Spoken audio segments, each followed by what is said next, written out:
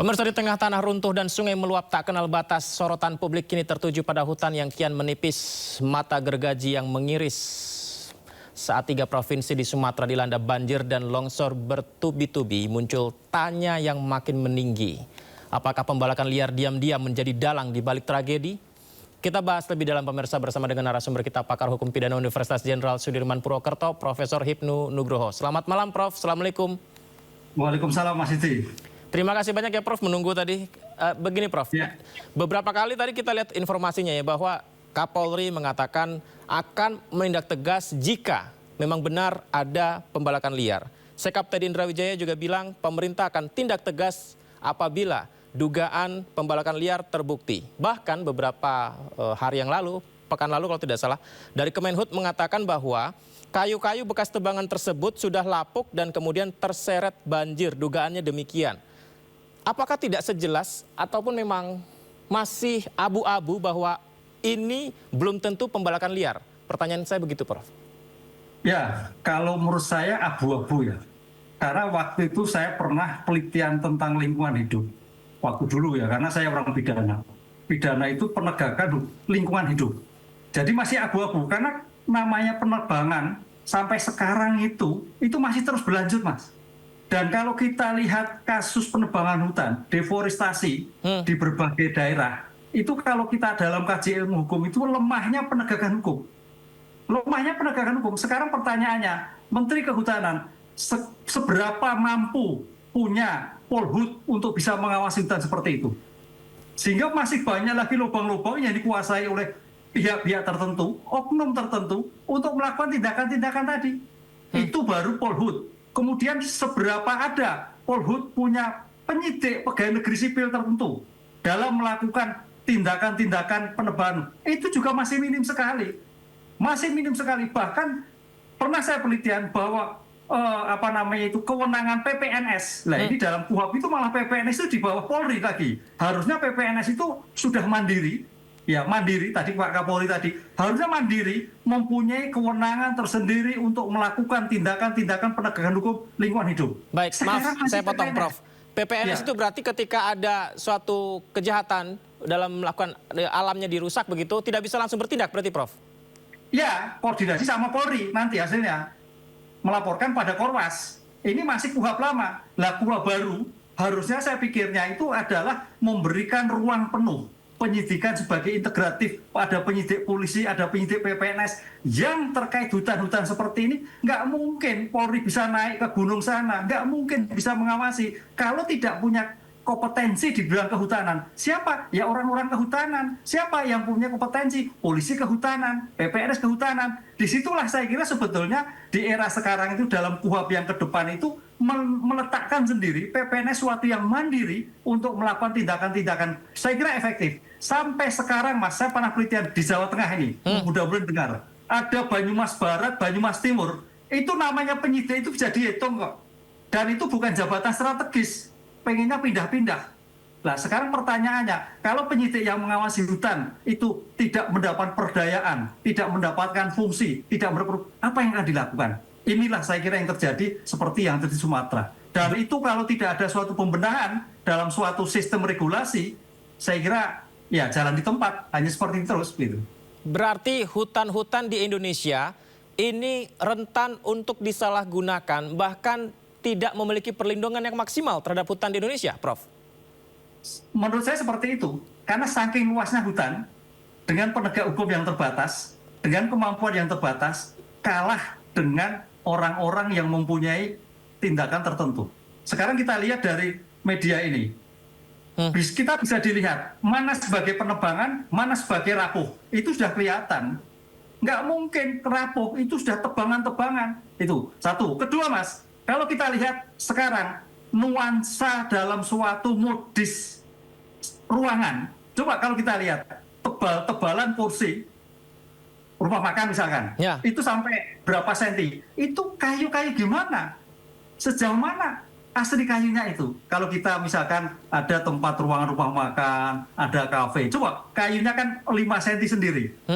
Pertanyaannya, apakah kayu itu legal atau tidak ilegal? Itu kalau kita sekarang. Dan hampir semua kalau Mas Yudi melihat suatu ruangan-ruangan itu kayunya ya memang etnik ya, keren ya, jadi kayu alami. Tapi kan itu merusak lingkungan dan itu kayu berapa puluh tahun.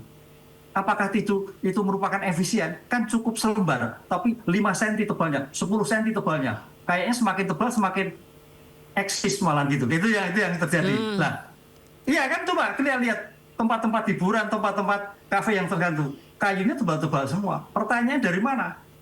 Nah, ini saya kira juga menjadikan evaluasi polisi kehutanan, Polri dan sebagainya untuk melakukan pendataan kaitannya dengan penebangan liar yang ada di Indonesia ini. Prof, tadi kan Walhi sangat gamblang ya. Beda kalau pemerintah kan bilang katanya akan menindaklanjuti, jika terbukti akan menindak tegas. Tapi Walhi jelas secara terang-terangan data mereka ini ada 600 perusahaan yang terlibat diduga ya. Ini melakukan apa namanya mengeruk alam tanpa izin begitu. Hutan dikelola sedemikian rupa. Bagaimana Prof? Kerangka hukum kita sanggup tidak untuk menindaklanjuti, melakukan penyelidikan terhadap 600 perusahaan kan sangat banyak tuh Prof. Ya, saya kira tinggal kemauan. Pasti sanggup. Cuma pertanyaannya mampu tidak. Karena ini berhadapan juga oknum-oknum tertentu. Ingat, Walhi itu suatu yang luar biasa loh. Cari dananya pun sampai minta-minta relawan dan sebagainya. Tapi bisa memetakan data itu saya percaya pada Walhi. Data yang ada. Dengan demikian saya kira tinggal kemampuan pemerintah sekarang ini. Makanya kalau kita ngajar lingkungan, Jawa itu masa lalu, Sumatera itu masa kini, Papua masa depan. Tapi kalau sudah masa kini sudah hancur, menjadi masa lalu kembali.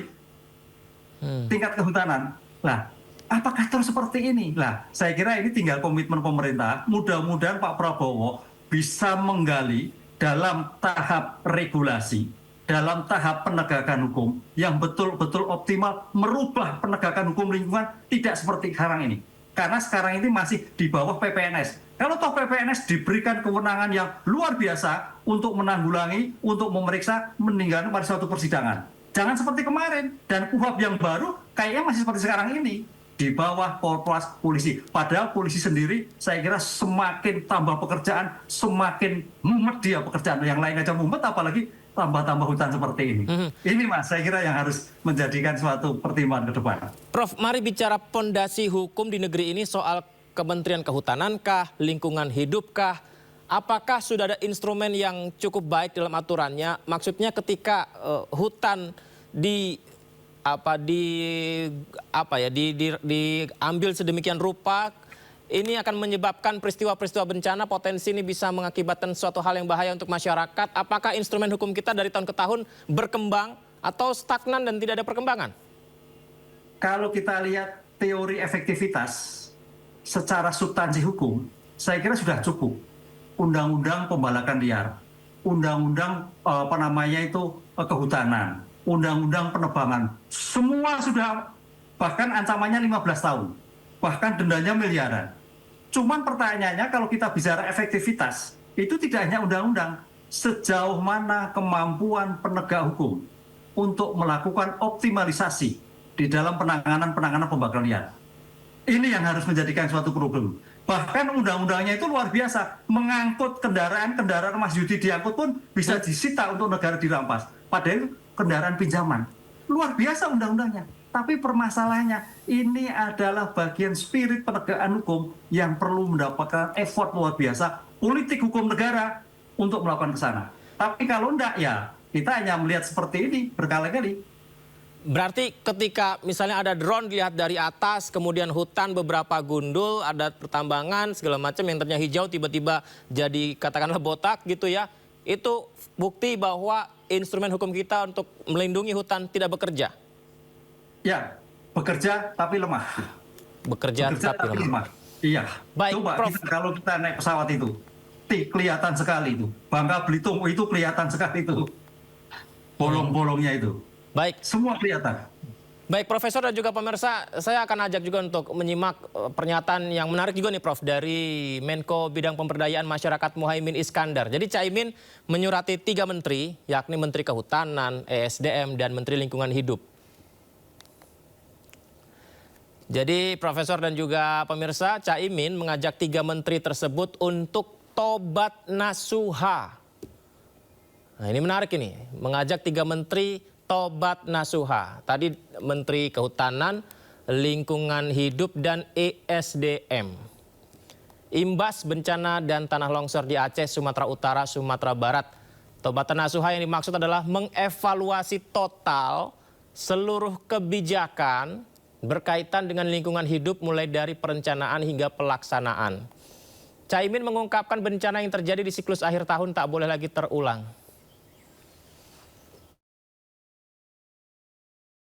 Hari ini saya berkirim surat Kementerian Kehutanan, Kementerian SDM, Kementerian Lingkungan Hidup untuk melaksanakan evaluasi-evaluasi bersama agar kebijakan policy kita untuk ke depan, terutama siklus tahunan itu tidak terjadi lagi.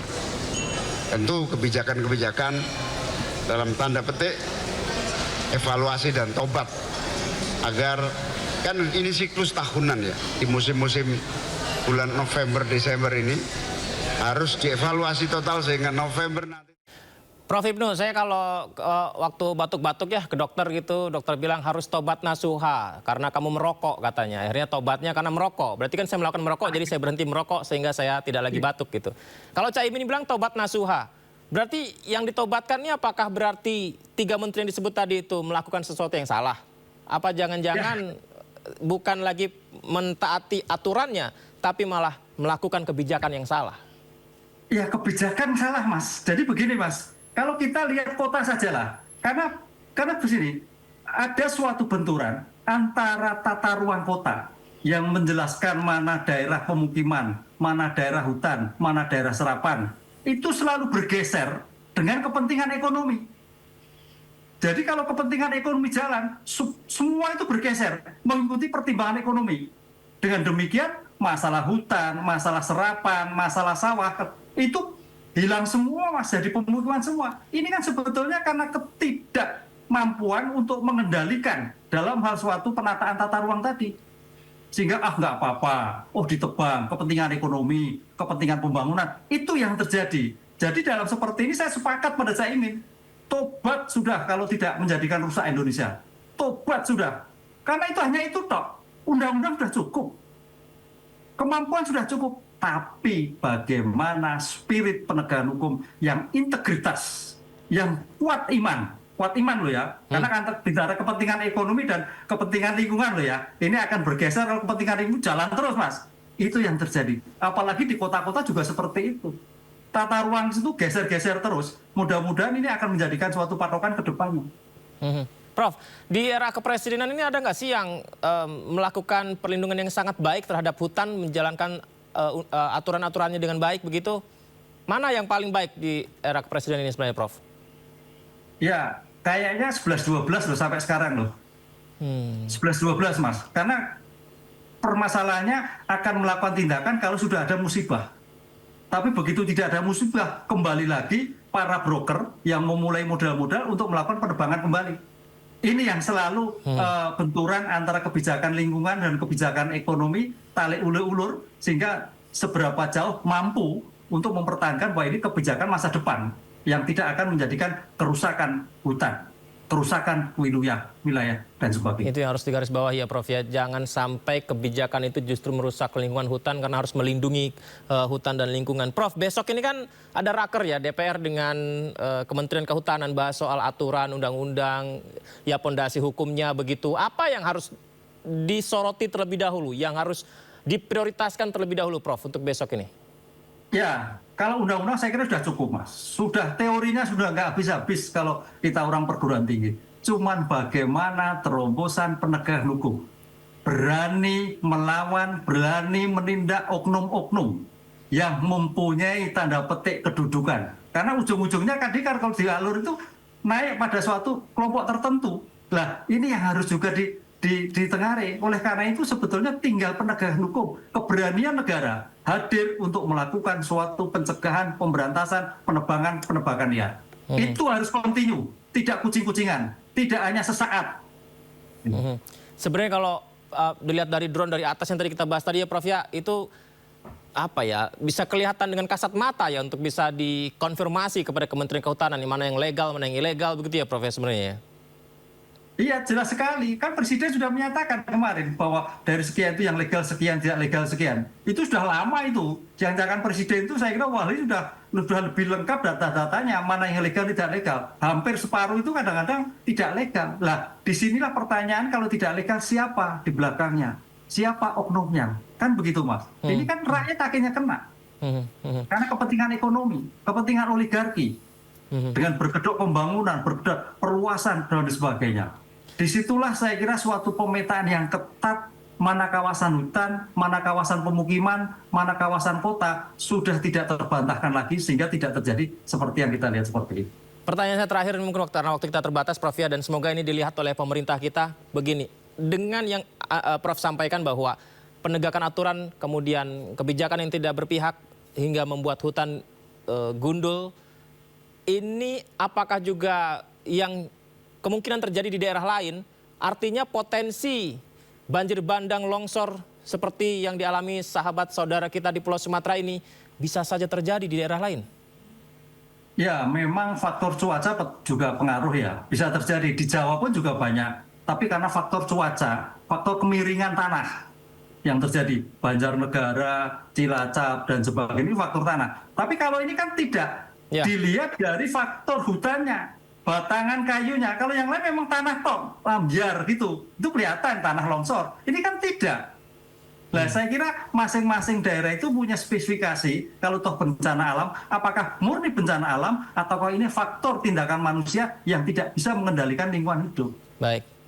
Baik, Prof Hipnu, terima kasih banyak. Dialog kita ini semoga saja ya yang ingin kita dapatkan adalah apa yang sebenarnya terjadi dan semoga ini tidak lagi terjadi ke depan dan ya korban bencana bisa segera mendapatkan bantuan ya.